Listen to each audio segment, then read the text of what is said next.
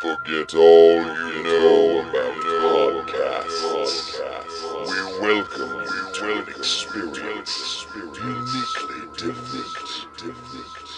Please join us for our coverage of all entertainment on the fringe of society. The candles are lit, the lights are down low. It is now time to welcome our host as he steps up to the pulpit. The sacrifice has been prepared for the midnight Black Mass.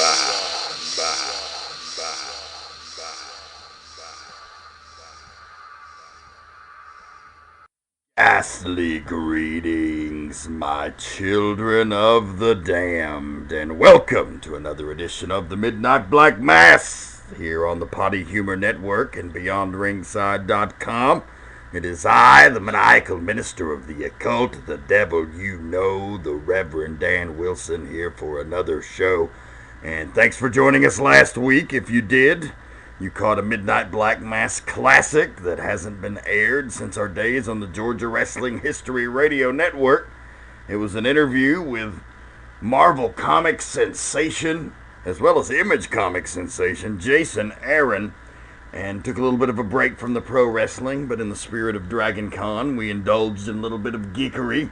Also in the spirit of Get Ya Pulls, our comic book podcast here at the Potty Humor Network, currently being on hiatus. We still did talk a little bit of wrestling in the opening and the Revs rant, and we continue with the wrestling this week, back on track with a brand new guest. That's right, you've been watching the Monday Night War on the WWE Network. You've been watching WCW Nitro on the WWE Network. Well, our guest was a man who lived it, former WCW announcer Scott Hudson.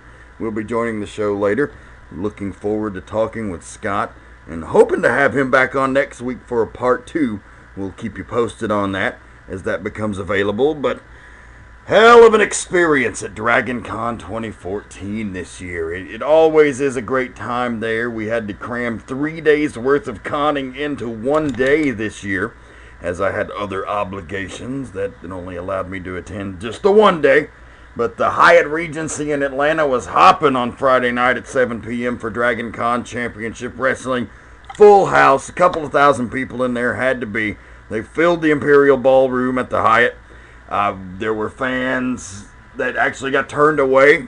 There was even a fan who had been coming to Dragon Con Wrestling for 8 years in a row. He was one of our diehards. He came out, he caught me an iceberg when we were outside, and he actually he gave his story to us, so we ended up hooking that guy up with a backstage pass and just doing a little bit of the devil's work, so to speak, at least, trying to help out a longtime fan. So that guy was appreciated, and he repaid us in kind. He was a mad scientist, and he repaid us in kind with some mad scientist potion, which turned out to be like beakers full of alcohol. So that was cool.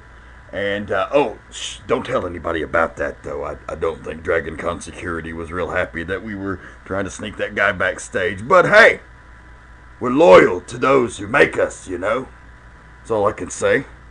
Wait a minute. You mean you can't keep a secret on the internet? You mean anything you put on the internet is there permanently and irrevocably and cannot be removed? Uh-oh. Guess I better try to retract those nudes. But in all seriousness, Dragon Con was just always an amazing event. The costumes, the people, the wrestling was off the chain this year. It was one of the most fun times I've had. The wrestling I managed, the Hate Junkies, who reunited for one night only there before the very next night in Rhode Island at Beyond Wrestling. Unfortunately, Danny Only of the team, the Hate Junkies, broke his arm. Danny's been quite injury prone over the last few months, the last few years really. He's had a lot of bad luck, so just all the best. He's one of the original Reject crew, not the original Reject crew, but he is one of my crew. The Hate Junkies were one of my original creations. I put those two guys together. There wasn't a lot of manipulating that had to be done. They were very similar. They just didn't realize it. I saw it, saw the combined punk rock attitude and element, and we went in that direction, and they experienced a lot of success, and both of them continue to. Strychnine has become one of the poster boys for the annual gathering of the Juggalos, held up in Illinois every year. And he actually is one of the reigning stars of Juggalo Championship Wrestling. So he's found his niche and is starting to grow his star. And Danny's done the same for lots of promotions. He's been over at PWX in North Carolina. He's been up for Beyond Wrestling. He has wrestled for Resistance Pro up in Chicago for Billy Corgan's promotion. So, he's had a lot of doors opening for him, and a real big bummer that he got hurt that badly. That really sucks a bunch of dicks, and just really hated for poor Danny. And so, send your best to him. Follow him on Twitter at DannyOnly. Just send him a get well message. Tell him you hope to see him soon. He gets real Eeyore-ish about these types of things, and so, we don't want to have to talk him off of a ledge. So send the guy your support. He's pretty bummed out about it, as you can imagine. Also got to manage Tank and Iceberg. The Devils, those were the actual original Devils Rejects, getting reunited, and always an amazing, euphoric, religious experience to be at ringside with those guys, and a hell of a match they had against two other monsters in the Priest of Punishment, Michael Judas, and the Big Effin' Deal, Jeter.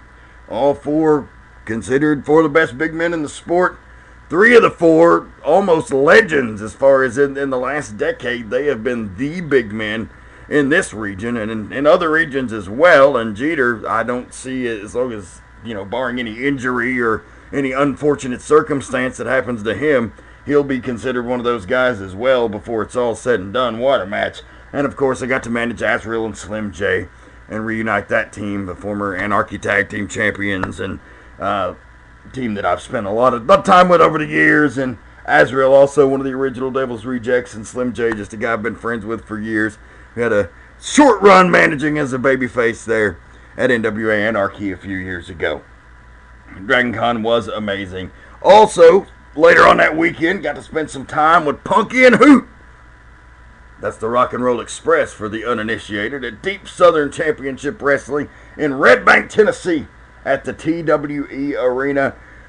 Pretty rare occurrence that you actually saw Tank and the Reverend doing a hoedown. I hope to God the video's not out there anywhere, but if it is, you can track it down if you want. It was a once-in-a-lifetime opportunity. The good old boys who were our opponents in that match, and we told them we liked them all right, but if they still wanted to be our buddies after Tank got done whipping their ass, then we would maybe do a hoedown with them. I was joking. They took me at my word, and, well, I'm not one to break my word. So a hoedown they got, as we did a little shucking and jiving there in the TWE Arena. But the spending time on the Rock and Roll Express is always amazing. Talking to Ricky Morton, he got to tell me a little bit about a recent visit he had with Gypsy Joe, who's up in a nursing home in Smyrna. Had been told the last time I talked to his daughter that Joe was going to get to leave the nursing home and go live with a friend of his up there, but apparently that didn't work out. Looks like he's back up there. So he apparently doesn't want people to, he wants people to visit him, but he doesn't want people to know he's there. So that's Joe for you, but I love him. And I'm definitely going to make my way up there the next chance I get to pay him a visit. But if you're in the Nashville area, you go by the Smyrna nursing home there and check on him. He'd greatly appreciate a visit and just a moment of your time if you have it, especially any of the boys. So, Ricky was telling me about that, and Robert Gibson was, teaching holds to Tank, which was amazing. Tank's a 20-year veteran of the sport, almost, and he's known as a deathmatch wrestler, and he's known as a brawler, but a lot of people don't know that he was a collegiate and high school wrestling standout. He's a very sound technician. He knows lots of holds, thousands of them. He can flat out fucking go on the wrestling mat. But the great thing about wrestling is that you never stop learning. So even almost a 20-year veteran is in here with a guy who's a veteran of 40-plus years in Robert Gibson. And lo and behold, he learns something, and it's just amazing. And it's like I said, the true veterans, they just want to be part of that camaraderie of the boys. So when they're in your locker rooms, guys, they want you to talk to them.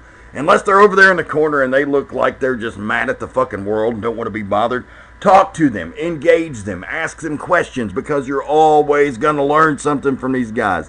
The legends of our sport are to be respected, to be revered, and then be a sponge. Sit down and soak up the knowledge, because once they're gone, that knowledge is gone with them, and they're not going to be around forever. Guys like that are probably making their final runs on the indies. So be sure that you sit down under their learning tree for a minute and pick up something, anything. I promise you, you will walk away from that experience a more sound performer, a more intelligent performer, and just a better person for it, honestly. So, in any event, talking about Red Bank, Tennessee, I'll also be back there in October 26th, Sunday at a 3 p.m. show, 3 p.m. bell time rather, for the AIWF Wrestling Showcase. And there will be talent from all over the country coming in. I saw the Texas Tornadoes coming in from Texas. They got folks from California, from Florida, from Oklahoma. Tank's going to be on that card.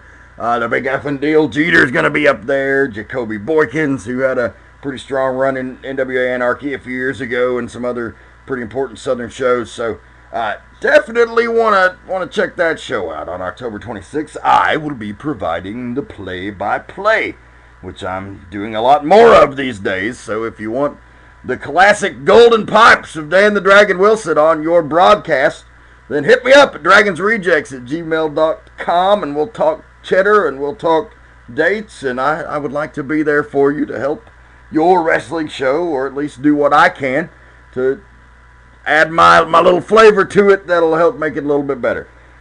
So, Empire Wrestling. There's been many times, for many years, the Cornelia, Georgia area, which is 3.5 hours precisely from my home, has been considered my home promotion, whether it be NWA Wildside or NWA Anarchy, or even later just dropping the NWA and becoming Anarchy Wrestling. Those were definitely my home promotions for many years. They had a lot of good television coverage down there, got a lot of great experience. I got options of going other places and working for good money for other promoters because of my exposure down there over the years. That was considered my home, but ever since I had my daughter, which she turns 3 in December, I have relocated my base of operations back home to the Chattanooga, Tennessee area, and that's where the compound is located. And I just like to be around her. I like to be there for those important moments. I think that's a big deal. And so I don't like to take bookings really outside of 2 hours. I'll go around 2 hours because I can get back home the same night. That's really what I want.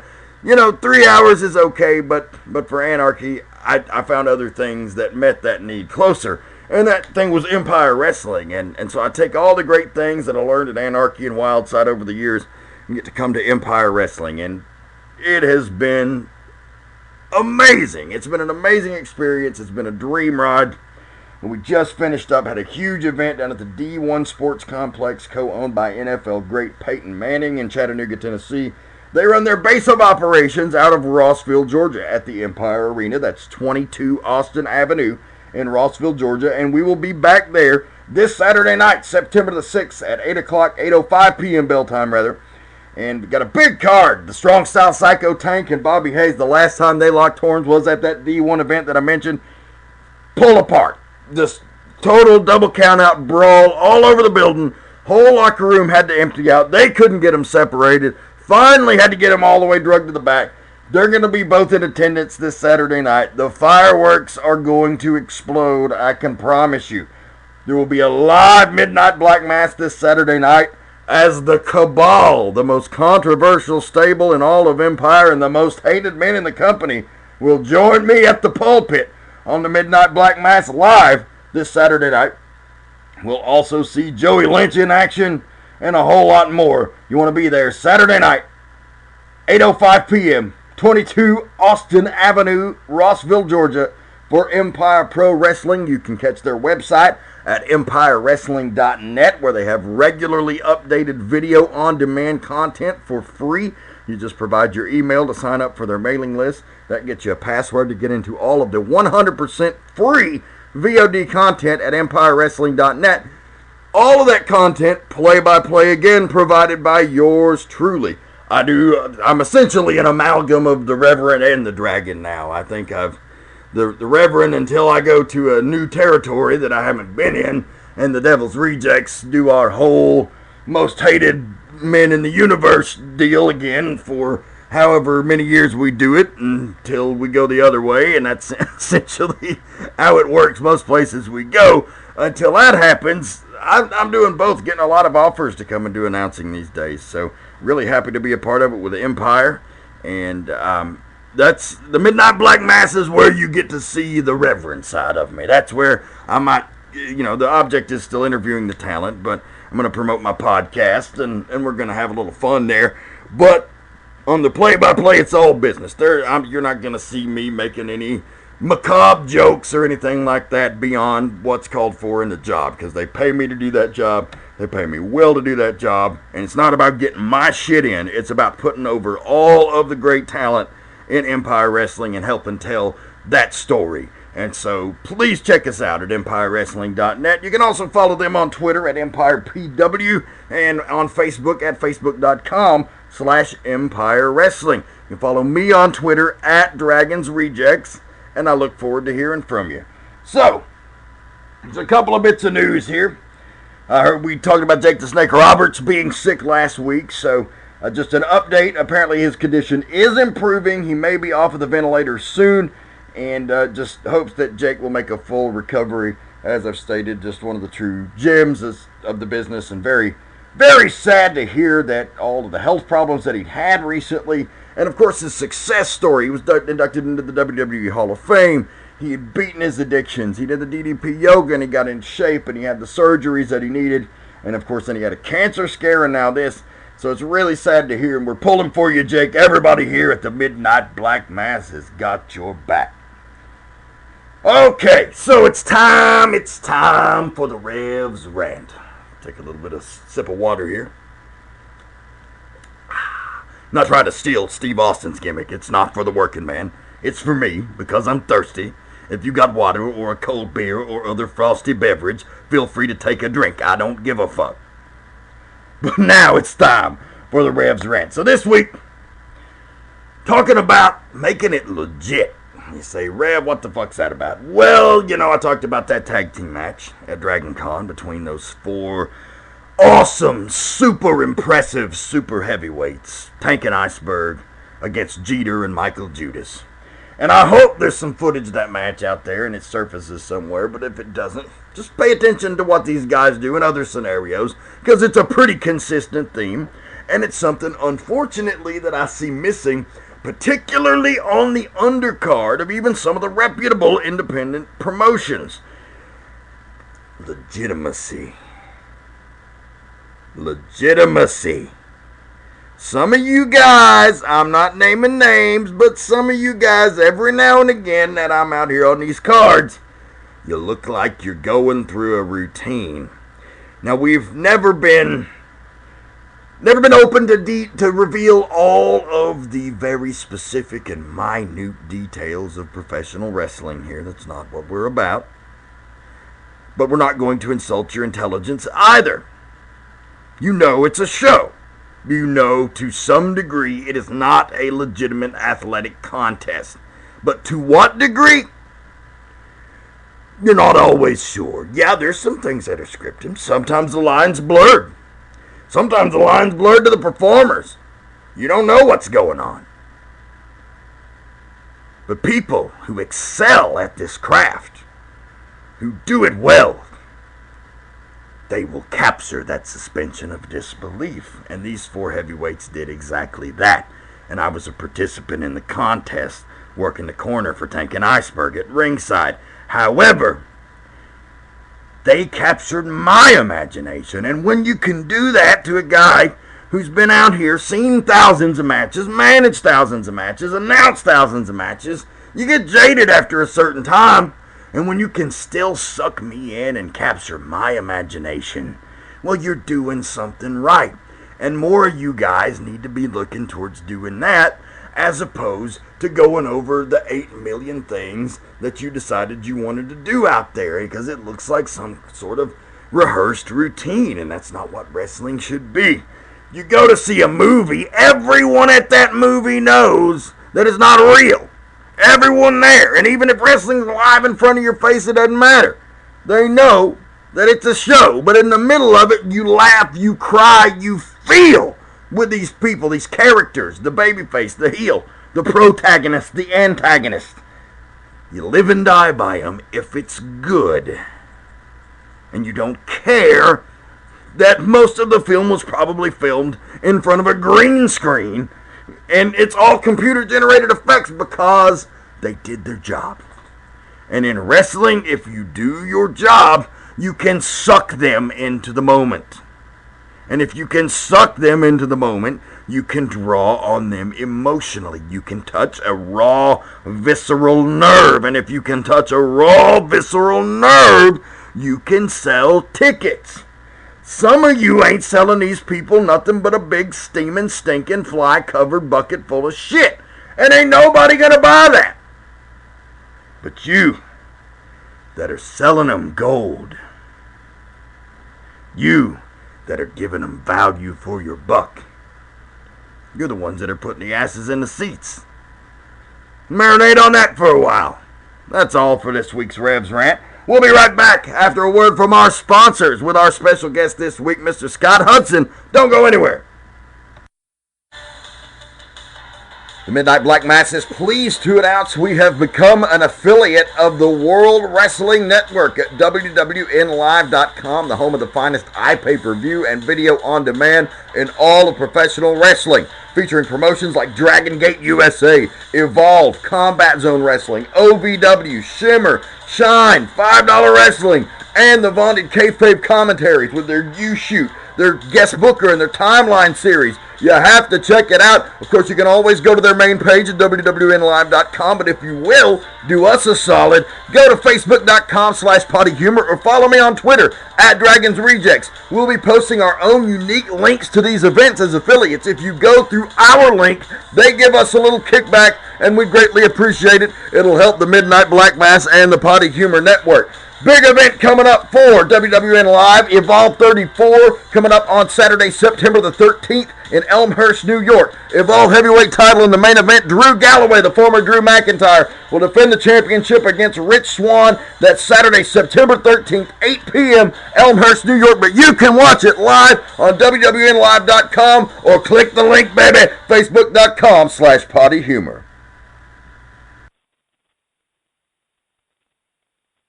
And we're back on the Midnight Black Mass. My guest at this time is a former announcer for World Championship Wrestling, as well as many other promotions throughout his illustrious career, and has a very unique job as well in the real-life workforce, working for the Federal Bureau of Investigation.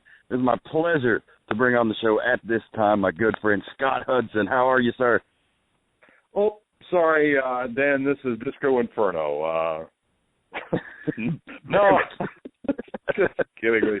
Oh man, it's awesome to be with you. It's been a long time since I've heard those dulcet tones. Hey man, it's really a pleasure. I always had fun working with you. You taught me a lot on the microphone out there in the Wild Side days, and it was always a pleasure and a privilege, man.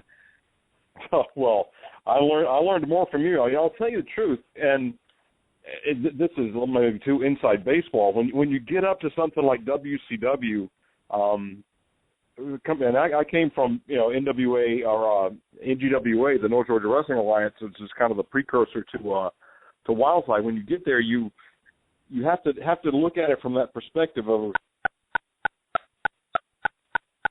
anymore.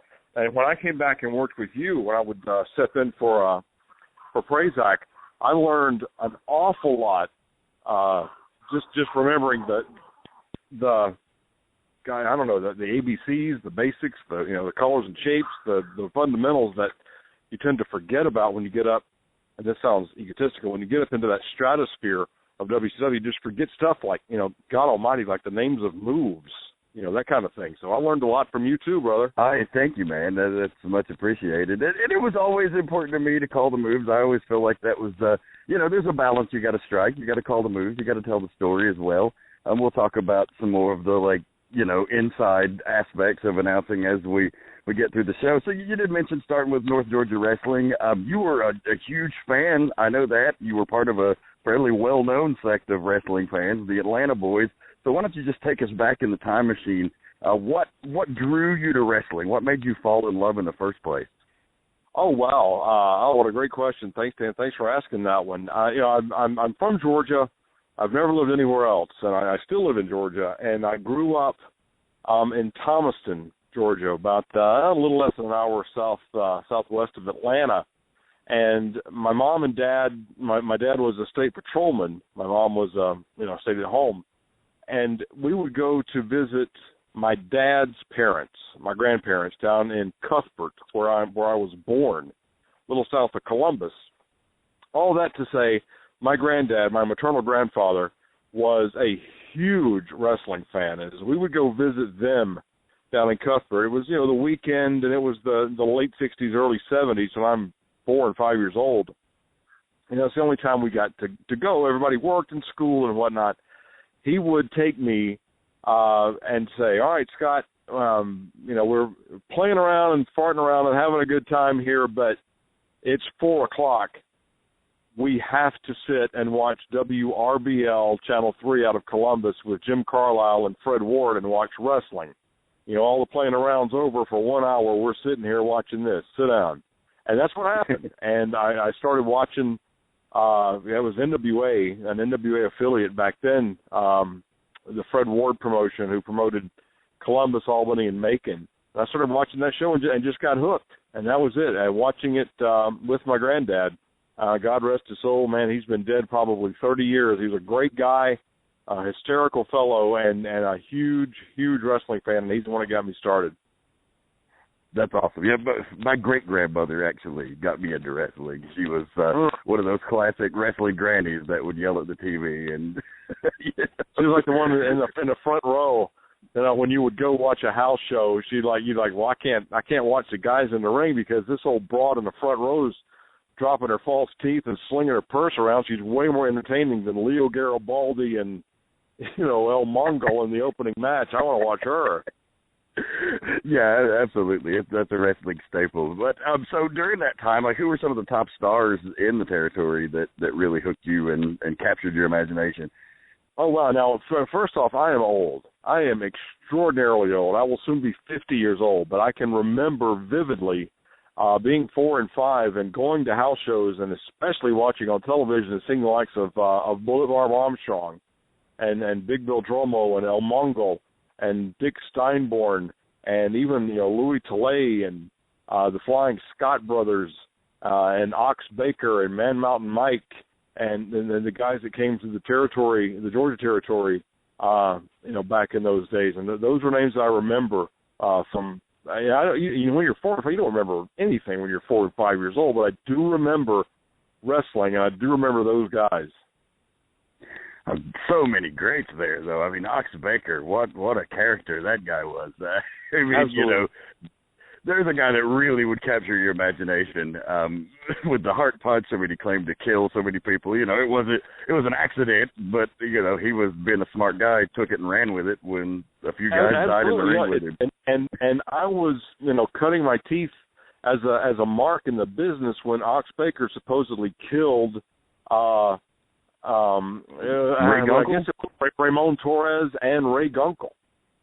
He killed one of the Torres brothers. I think it was Ramon Torres. It was either Ramon or Alberto Torres that died in the ring with Ox first, and then the situation with Ray Gunkel down in Savannah in the 72, 73. So that guy was, first off, he looked incredible. I don't know if you ever hung around him or got to meet him, Dan, but the guy's just a sweetheart. He is like easily one of the nicest guys in the business ever. He's like Eddie Guerrero. Just God rest Eddie's soul, but Eddie never met a stranger. Everybody, the minute you saw him, you felt like you'd known the guy your whole life. The same with Ox. Ox was just that way. But then you see him with that big bushy eyebrow, that ridiculous Fu Manchu thing. And again, he wasn't in the greatest of shape to look at. You know, you took one half step back and look at him, this guy doesn't look that tough. But he was big as a barn, and he had that great promo style and that super face. And then when you figure, oh my God, he killed one of the Torres brothers and killed Ray Gunkel, this guy's legit. And, you know, God, I marked out huge for Ox Baker back in the day. Yeah, the beard and the eyebrows. And a slight funny aside, we were working with WWE doing just an extra deal, you know, where they hire 15 indie guys to come in and get the dog shit beat out of them. And, sure. and me and Tank were involved in that. And, you know, Tank, the strong style psycho, absolutely, with his big beard, bald head. Triple H kept calling him Ox Baker, and he loved that. That's a compliment. Oh yeah, huge compliment.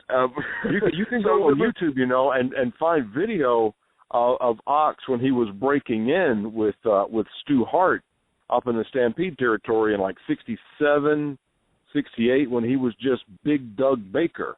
Before, you know, he was clean shaven and still had a little bit of hair on top of his head, but he was as bald as I am and had normal looking eyebrows and came in and, you know, he's just this big raw boned, almost lumberjack gimmick. And then you see Big Doug Baker and how you can see how it morphed into Ox Baker. I just loved Ox back in the day. Yeah, one of the great wrestling personalities. So moving along in your career, you did eventually get into some announcing from your fandom. Why don't you take us through that journey, especially a lot of the fans, you know, it could be them, essentially, because from where you came, you were a diehard wrestling fan, and you found yourself in an opportunity to work. So take us on that journey. In the briefest terms possible, I was an athlete in high school. I played high school football and actually ran track and did, you know, that kind of stuff, and played baseball in high school. And then when I graduated high school, I was nowhere close to being good enough to do anything past that. But I learned enough about athletics that, you know, and that usually pigeonholes in with watching it on television. So as I, you know, got out of high school, I started, you know, liking to broadcast into things. I was in no danger of playing college athletics. I did a little bit and I tried out at, you know, private or at small colleges and stuff. But I became a disc jockey, and as I became more and more well versed in announcing, after 3 or 4 years of being a disc jockey, as I think I was a senior in college, the program director of the station that I worked at said, "Hey, look, we're going to start doing some high school football. And I want you to be the play-by-play guy. Have you ever done it?" I said, "I have never done it, but I've played it. So it should be okay." So we did that, and maybe in 1985, I started doing high school football, baseball, and basketball on the radio. And that sort of, I really took to it. By this time, I was out of college and had started graduate school and did, you know, so I was doing all of that at the same time. And then as I started my career, I kept doing it on the side, just on the weekends and at night, doing high school and college play-by-play of athletics on the radio. And then in 1989, I'm from deep South Georgia, and as I speak to you, Reverend, I am now in Tifton, Georgia, my hometown. My wife's family still lives here. They're fantastic. We come and visit as often as we can, so that's where I'm talking to you from as we speak. But I moved from Tifton, my hometown, to Atlanta, and sort of put two and two together. You know, Atlanta was, as you know, you're from Georgia, or from that part of the world, and Atlanta's the hotbed of wrestling, and was even more so back then. You know, I'm a huge mark. I've never not watched wrestling. I've kind of gotten my hand in athletics a little bit. I know what's going on. I've been in the gym. I've been in the locker rooms, and I'm an announcer of competition sports for the last 7 years. So here we go. Met Joe Pedicino. They're in Atlanta.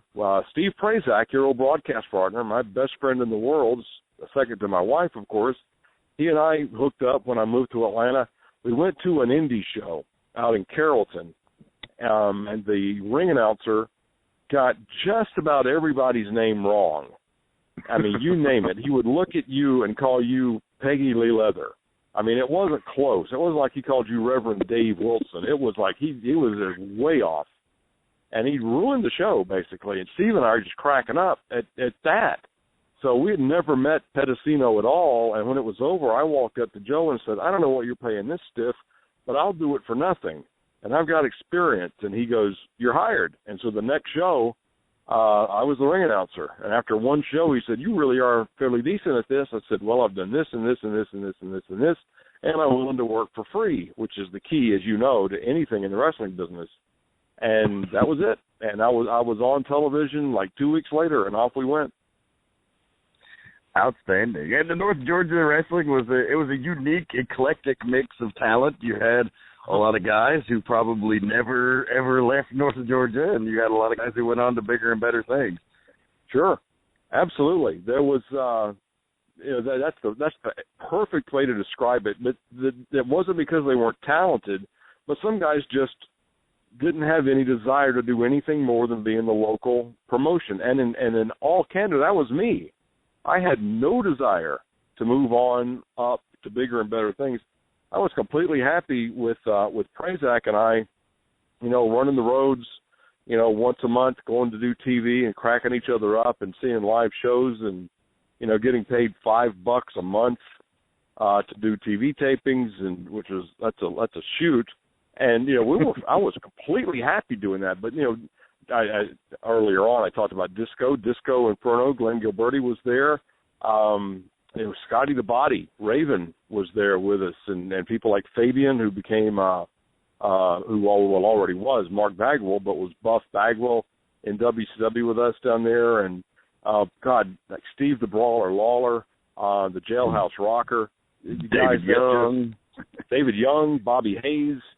Those guys that just plowed the trade and still to this day, to some extent, are still going along on the indie circuit, not for a living and not, eating ketchup freezes for dinner and all that sort of thing, but doing it because they love the sport. And I hold those guys in the highest regard because they do it just for the fun of it. And that's the same way Steve and I got into it, Prazak and I got into it back in the day. Yeah, well, you got to have fun. I mean, that's number one thing in wrestling is to have fun, to really be good at it. Because if you got talent, you can phone it in, but you're not going to deliver your masterpiece performances if you're just fucking off. That's right. That's right. But so from North Georgia, you went to the Global Wrestling Federation, correct? Yeah. That all came in a whirlwind. The Global Wrestling Federation was Joe Pedicino again, who was my mentor and the guy in my Svengali for a little bit, as it were, back in the day, and is still a great friend of mine to this day. But I just caught lightning in a bottle. I got on with back then it was Georgia All-Star Wrestling before it was North Georgia Wrestling Alliance, and he had put investors together and had the Global Wrestling Federation idea, and told me one day at a TV taping, he goes, have you ever been to Dallas, Texas? And at that point, I said, I've never been really anywhere. So, no, I've never been anywhere. So he goes, we're going to start doing this show, and it's going to be every week, and we're going to do it in Dallas, Texas at the old Sportatorium down in International at Katie's, south of Dallas. And he gave me the idea. I thought, well, this is great. Yeah, good luck. I hope that works. I'll watch. And then he told me that he wanted me to be part of the broadcast team. And, I was floored. I said, well, I'll of course I'll do it, and I won't let you down. And that was it. And John Horton, Craig Johnson, the old USWA announcer, and still a great friend. I was literally talking to him today. We're still really close. He moved to Atlanta, and along with here we go, Bill Eadie, Mass Superstar, and Ray Stevens, of all people, and Joe Pedicino and Bonnie Blackstone. They started the promotion, and they worked in the front office, and it took off, and we did ESPN television, and we did a, believe it or not, a daily show. That's what people talk about global, and it was. Well, it was good, bad, or indifferent, and whatever it was every day. It wasn't weekly. It was every day on ESPN at 4 o'clock. And that was tough. I mean, that's like people talk about wrestling being a soap opera. That's literally being a soap opera at 4 o'clock every day. And that's what we did, and we would tape those every weekend in Dallas, and then while we were there, we would also tape a weekly syndicated product that was called, I think, Major League Wrestling. And so John Horton and I would get out there. I would leave the office Friday afternoon and get out there in time to start taping at 8 o'clock at the Sportatorium, and then we do it again on Saturday night and then fly back on Sunday. So I God knows how I made that, but it was fun. And again, it was, sort of the same crowd, but, add to that people like Sean Waltman, who at the time was, or the Lightning Kid. Lightning Kid, before he was a 1-2-3 kid, and Jerry Lynn, and both those guys have been tearing up indies up in Minnesota and the upper Midwest, so we brought them in. Cactus, who had made a name for himself to a degree, but was still on his way up, Cactus Jack, and the Patriot, Del Wilkes, who also had a long run. Terry Gordy, who everyone knew by that point. He had been around 10 years by then, but he was there with us. And then, Stone Cold came in before he started his run in WCW. Harlem Heat, Booker T and Stevie Ray before they got to WCW. So we had, and there's plenty more. I mean, I'm only scratching the surface, but there were a lot of great talents out there in Global when we were doing that show. Yeah, and I believe it's out there on YouTube. A good bit of it is. You ought to check it out, fans. I really enjoyed it growing up. Like when you say every day, I remember I would get home from school, I'd come sit down. I'd actually go to my great-grandma's house, and we would watch Global, and then I'd head home. There was a lot of great angles, and there was some silliness, but it was a great, one of the last little territories around, so you definitely want to check that out if you can get your hands on the footage. I remember when we started, Joe Pedicino's vision of this thing wasn't that we were an upstart company. Too many times, and I love TNA. They've gotten so much better. I'm sorry they're having such a hard time financially these days because I love the product. But they acknowledged, we're brand new, here we go. But what Joe's vision of the Global Wrestling Federation is that they've always been here, they've just never promoted in the United States. That they're the oldest wrestling promotion in the world, that's why they're global, blah, blah, blah, write your own script. So we came in not having to sell, the idea was we weren't having to sell everybody on the product. It was like, you're lucky to be able to watch this. This is the oldest wrestling company that's ever existed. This goes back to, God only making its part up into the Olympics in 1896 in Athens grew out of, this is where it came from. And gosh, you're finally getting to see this. And that was our mindset to the point where we had storylines, that predated our on-screen debut by like 2 years that we had to get over. Most of which involved the Global Tag Team Championship, which we had to have settled in a tournament. And since we were finally on American television, we were going to have a new tournament because the Tag Team Champions, Dan, hold on to your hat, who were the English Lords, Sir Charles and the Commoner, had both been severely injured in an automobile accident in Great Britain, and were both unable to continue with their career. So the Global Wrestling Federation hierarchy in Barcelona, Spain, had mandated that a tournament be held, and that tournament was going to be held commensurate with our debut on American television on ESPN, and we had to put that over. So they had these grandiose plans going in that, forget that there's some young upstart company. Let's see if we can make it little plucky underdog stuff. It was the exact opposite. You guys in America are lucky to be seeing this wonderful 100-plus-year-old product. Sit back and enjoy it, and that was our approach going in. Definitely a unique way to sell it. It's certainly different. And nobody's ever explained to me how someone called the Commoner can be a part of a team called the English Lords. I mean, that does not compute. But we didn't ask questions. I was thinking about that. So we got about 15 minutes or so left in the recording time. I just wanted to get one last global question out of the way, then we'll talk about WCW. But I have to know, the Viper. You remember the angle with the Viper, right? It was Mike Davis was who it ended up being. Right. Correct. Passed away a few years ago. Was actually a great hand. But he, the way they sold that, like, everyone thought that was going to be Jake Roberts, and it ended up being Mike Davis, and I think people were a little perplexed with that. Was it actually supposed to be Jake Roberts, or was that just something that they kind of let people think? Okay, the answer to your question is yes. At one point it was. When they started the angle, they didn't know who it was going to be.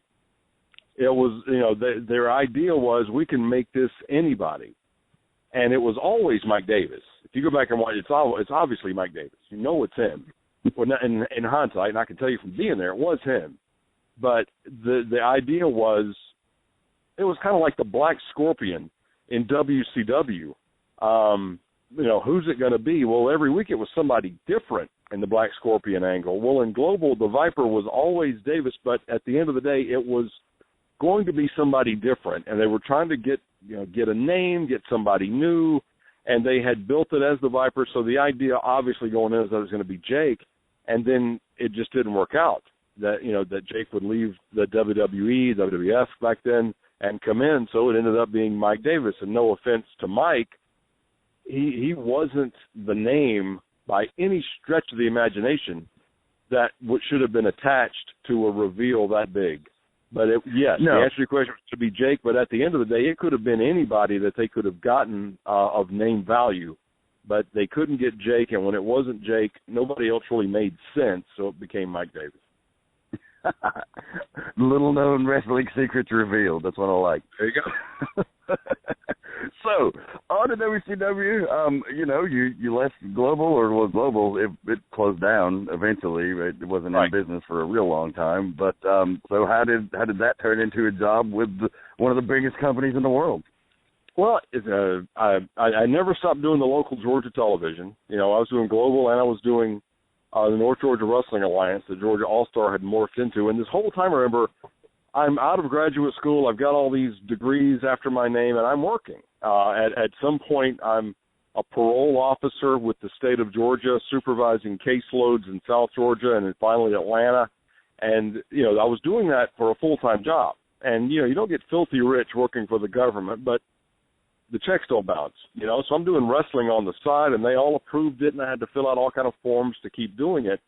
And at some point, I moved over to the feds, and I'm not just in all candor. I can't really talk a lot about what I do with the feds. Sure, yeah. Although I will say that in your intro, you said I work for the FBI. I do not.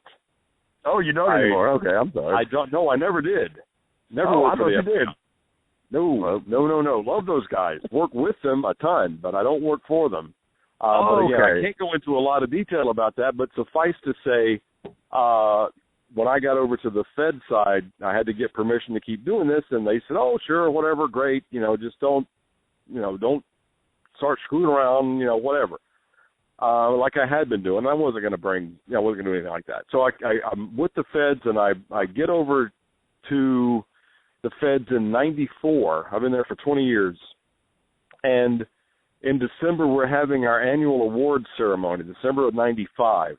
And I got, believe it or not, I got Employee of the Year after a couple of years in. I did a good job, et cetera, not bragging, but, I got it. I'm proud of it. I worked hard. And as I got the award at the award ceremony in December, I come back to the table where we were having the ceremony, and the waiter, whatever, the caterer guy, who talking about, a guy comes up and says, "Are you Mr. Hudson?" I said, "Yes." He goes, "Well, you have a phone call at the front desk." Well, wow, okay. Who the hell knows I'm here? I thought it was my wife or my folks. And I answered the phone, and I heard, "Yo, Scooter, this is DDP. I got somebody who wants to talk to you." And I had gotten to know Paige and Canyon and Disco and Raven from going to watch pay-per-views with them that weren't WCW pay-per-views. We'd all hook up at somebody's house, Paige's house, Canyon's house, Scotty's house, from doing the Georgia show. And he said, "I got somebody who wants to talk to you," and it was Eric. He said, "Scott, this is Eric Bischoff. Paige has been telling me a lot about you doing this Georgia show. I've watched the show. I've talked to some other people. I think you'd be a good fit. Can you come down for an interview tomorrow?" I said, "Sure, I'd be happy to." So I went down for an interview the next day, sat out in the lobby at the WCW production office, which is in CNN Center at the time, sat out there for 20 minutes, took time off from work. Keith Mitchell, who I adore, was a producer for WCW, stuck his head out and said, "Scott," I said, "Yeah," and he goes, "We'll be right with you. Just We know you're here. Hold tight. Yes, sir. So another 10 minutes. I've been out there for 30 minutes and there's no TV to watch. There's no cell phones or internet to occupy yourself. I'm just sweating like crazy. Keith sticks his head out that door and says, Scott, come on back. I walk through that door, and I'm on the set of WCW Worldwide with Bobby Heenan, who I never met in my life. And I obviously knew who he was. I'm a huge mark for Bobby. So I walk through there. There stands Bobby. And Keith goes, Scott, this is Bobby Heenan. I said, Bobby, I'm Scott Hudson. Nice to meet you. He goes, Scott, great to meet you. And right then, at the great to meet you line, Keith said, all right, Scott, you've got 30 seconds. It's a hard time. You intro the show. It's WCW Worldwide. Go back and forth with Bobby. You're going to pitch to Tony and Bob Caudle at the ring. The first match is make up two guys, Dan Wilson and Bugsy McGraw. All right, you ready? In 3, 2, 1. And I did it in one take, and we got it on a hard time, perfect, with everything they wanted to get across, got across, and it ended. And then I heard this voice over the speaker, and it was Eric, and he goes, "You really know what you're doing?" I said, yeah, I sure do. And that was it. And I had the job to that one audition, and that's how it went. I went from sitting in the lobby to literally 45 seconds later having finished my audition with Bobby with no prep. That's incredible, and you've had a pretty decent tenure with the company. You were there all the way until they ended, and then even on WCW's or WWE's one WCW match that they put out there, you're the commentator on that. There were two. There were two after that. People forget the second one. The second one wasn't nearly the abortion that Buff and Booker ended up being. Who was the second one?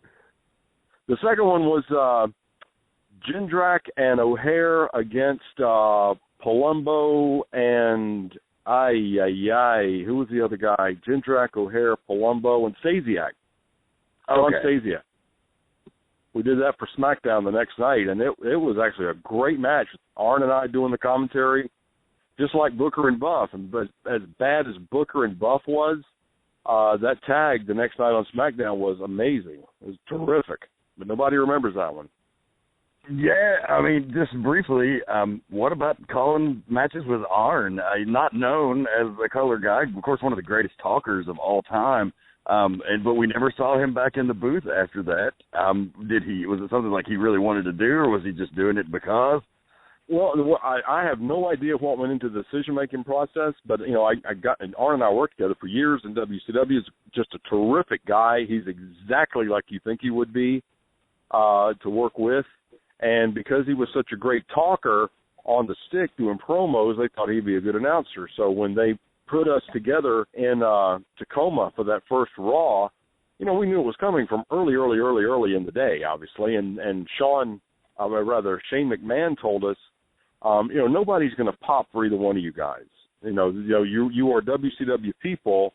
No one's going to go crazy because you walk out. It's just not going to happen. And, that's true. We agree. It didn't matter how big a name Arn was, and I was nobody. He said, we need something to pop the crowd. When we send you out, we'll put, what's-her-face, Stacy Keibler with you. And when you guys walk out, Stacy's going to be between you. Each of you are going to be on her arm walking to the ring, and obviously you're going to be heels. So we did that. And when we walked out, the crowd boos us like crazy. And what they were supposed to do, we were WCW, we were heels. And we came out, sat down, billboarded the match, everything went great. We did the match. The match was an atrocity, as you remember. We're writing notes back and forth to each other at the announce table, like, what are they doing? This sucks. Why won't they work? And then the match is over mercifully, and I look over at Arn, and Arn looks like he just swam the channel. I mean, he looks like you just dipped him, heel first into a swimming pool over and over again. He is soaking wet.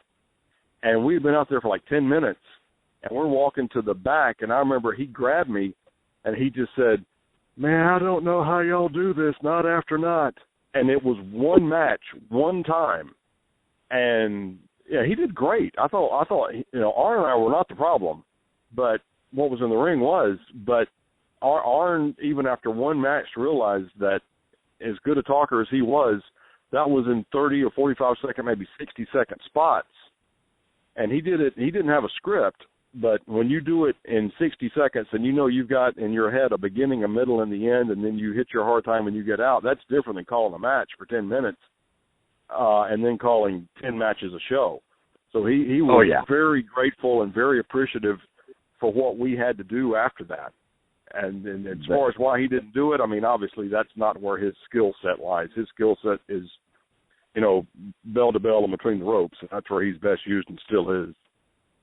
Oh, yeah, absolutely. Well, we're down to about 3 minutes left in the recording time, so I guess we'll take a little bit of time to talk about, actually, real quick, if you have any plugs or anything you're doing that you want to get out of the way, that's fine. Oh, no. Reverend, I've been out of the business since January 2005. I got nothing.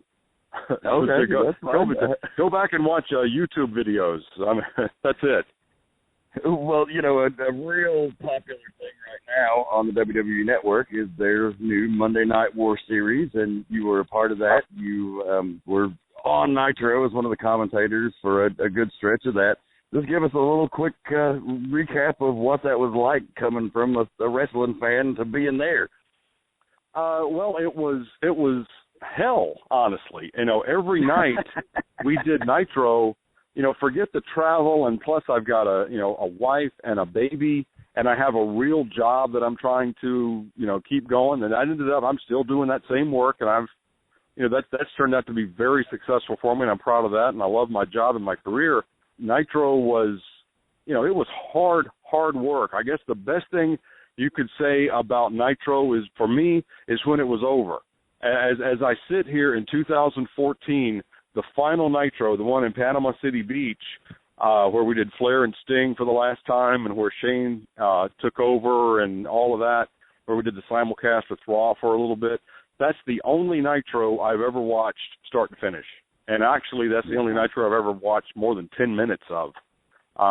It's just draining. It's like running a marathon at full speed, and somebody, behind you shooting you in the back with a BB gun to make you not slow down from a full throttle run.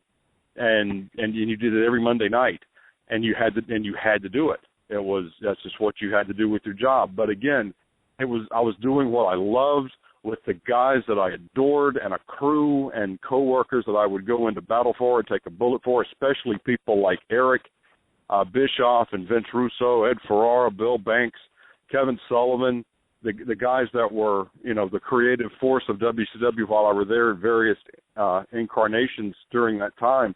I would do anything for those guys. I wish it went out of business. That's the way it goes. We got bought out, and I get asked a lot, do you miss it? And, I don't miss the money. I damn sure don't miss the travel. I don't miss the fame. I don't miss any of that at all, but I miss my friends like crazy. And I would give anything if we could all just go do one more show and maybe not even air it, just so we could all get back together one more time and catch up and do it one more time just to say we did, so I could see everybody. I would love to do that. Yeah, that would be great to say goodbye one time. Well, we're out of time, folks. Scott, thank you so much for joining us, my friend. It's been magnificent, and I'd love to have you back on in the future.